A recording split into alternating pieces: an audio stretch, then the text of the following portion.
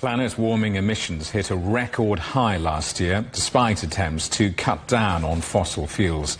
The World Meteorological Organization says levels of the three main greenhouse gases, carbon dioxide, methane and nitrous oxide, all rose in 2024.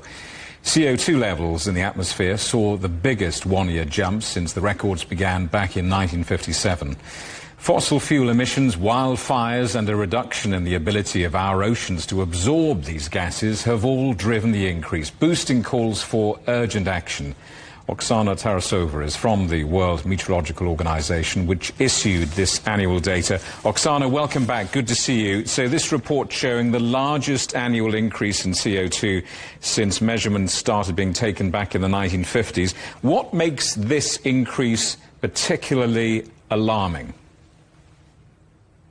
If we look at the increase in CO2 concentration in 2024, the first thing which makes it alarming is that we've never seen anything like that.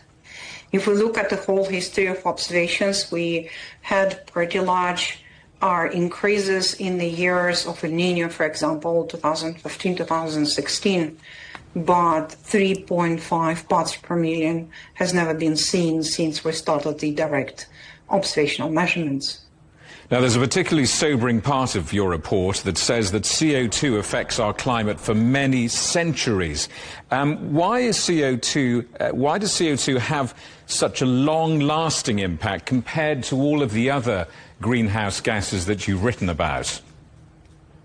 If we compare the difference between our CO2 and all other greenhouse gases, in particular methane and nitrous oxide, which we also reflect on the bulletin, the issue is with what we call atmospheric lifetime, which means how long the gas can stay in the atmosphere after it has been emitted. And for CO2, this lifetime is over 1,000 years, which means that all the molecules which were emitted by the people who started the fossil fuel engines in 1800, they are still flying in the atmosphere. So CO2 actually builds up. So the concentration accumulates. So every single addition we put, it stays in the atmosphere, and the impact of CO2 on climate is proportional to the number of the molecules you have. The more molecules you have, the more they are keeping the warmth in the atmosphere. So back on Earth, what does that mean? I mean, what are the implications of this sustained growth for global temperature trends and climate stability? If we look at the trend in CO2, this concentration which we have now, it's the highest which we've seen not just in the history of observation.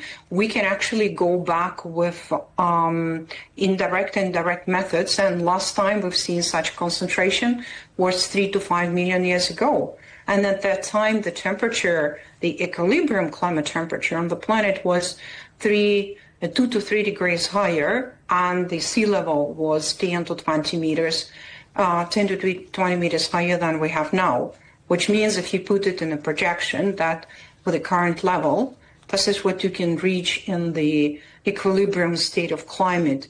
And now think about all the cities which are situated in the coastal zones, or look at the frequency and intensity of extreme events, extended droughts, or the increased intensity of the biomass burning, which is also one of the factors which impacts the capacity of the planet to absorb what we emit.